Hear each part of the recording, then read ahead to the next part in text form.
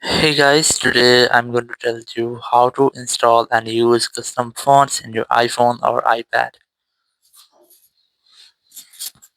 If you're using any iPhone or any iPad and now you want to try to use custom fonts, let's see how can you do that. So there are different ways to use fonts. The very first way is that open your settings app.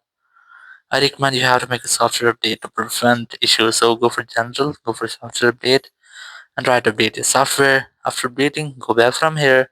So in general section, you will get an option of fonts. Select that, and here you will get some system fonts, or you will also get my fonts, or you can get more fonts. You can easily download any font from here.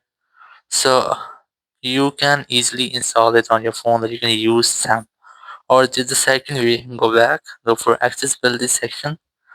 Just scroll down and look for the option of keyboards and typing. Select that. Select hover typing from here.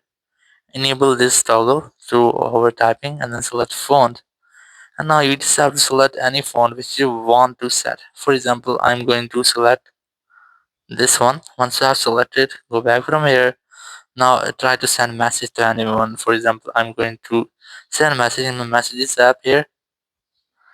And here, whenever you write a message, you can see that the message or the font of your message has been changed. So you can send it in different fonts here.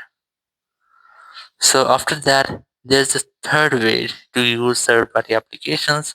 Open your Apple Store app, and here you have an app which is fonts for Apple. So search for fonts for iPhone here. Just look or select any app from here. For example, I'm going to select this one. Just tap on this get option and it will start downloading. After downloading this, you can easily install it on your iPhone. So in this way, you can easily install and use custom fonts in your iPhone or iPad. Thank you very much for watching the video. Until next video, bye bye.